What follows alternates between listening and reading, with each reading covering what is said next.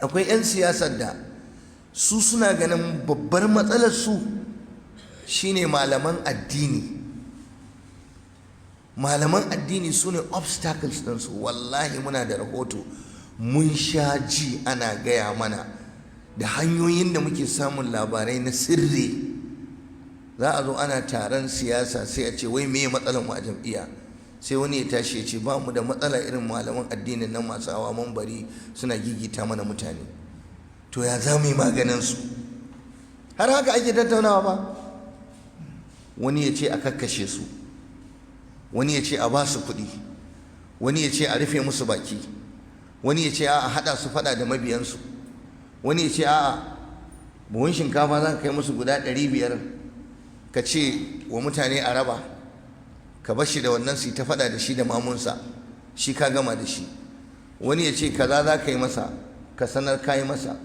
Wani ya ce duk hanyar da za su cutar da malaman addini, 'yan siyasa marasa addini suna da shi. Allah ne yake tsare malaman nan. Me yasa? Saboda kada a yi musu magana a gwamnatinsu, su yi ta zalunci, kar a yi magana, su danna hakkin talakawa, kar a yi magana. Yau ɗan siyasa zai ji tsoron wani ɗan iskan gari da yake yawo wanda bai da kowa ma a bayan shi, ɗan hayaniya, ɗan in yayi hayaniya ɗauka a bashi ya sa aljihu ya shiru? A'a, malami mai jan aya da hadisi wanda mutane za su bi shi saboda sun san Allah ya ce, annabi ya ce, yake cewa, shine damuwarsu. To suna nan sun kimtsa siyasarsu, suna ganin suna so su yi siyasarsu ba malamin addini.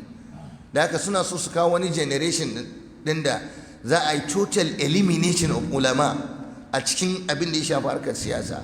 Kar malami ya bada shawara, kar malami ya ce mutane ku yi kaza. Haka suke so su yi, saboda watakila sun sha kaye, ko an kada su, ko suna zargin wani malami ne ya kada su, ko kuma masallaci ne ya kada su, ko Allah Allah da ake cewa dinnan shi ya kada su.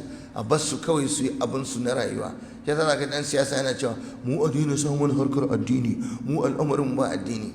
To tunda ba addini, wa ka tafi ƙasa arna su je su jefa ma ƙuri'ar ba? Mu ba wani abin da za mu yi shi ba addini, babu. Duk wanda zai zo ya ce wai ba zai taimaki addinin mu, ba zai sa baki akan harkar addinin mu ba, wallahi sai mun kada shi. A sujjada za mu kada shi, a bakin mu za mu kada shi, sai mun ziga mutane sun kada shi. Wallahi in kana son sulhu, ka zo mu tafi ka taimaki addini, ka taimaka wa addinin mu, ka taimaka wa musulunci. Dan taimakon talakawa wannan shine taimakon addini. Ba mu da bukata sama da wannan. To so suke yi kar a gaya musu abin addini. Muna nan muna zaune shirme, talaka wannan kiristoci sun yi ƙarfi. Yanzu akan wannan abin da ya faru mun yi bincike.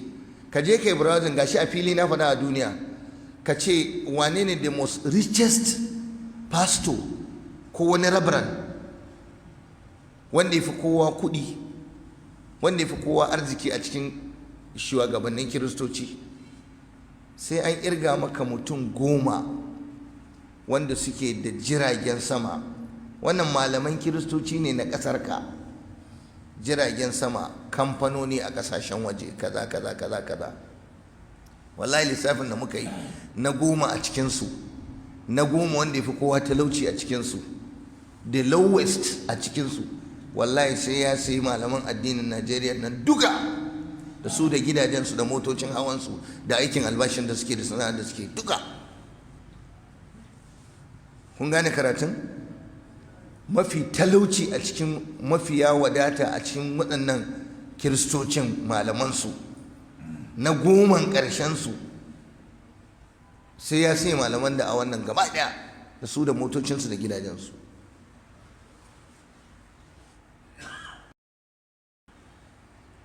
Jiragen sama suke hawa malam, jet yan ƙananan jirage da ake yawo da su suke yawo. Da yake ba gidaje ne, wawa ne kai, wai kana magana wai an ba wai malamin kawai miliyan 16.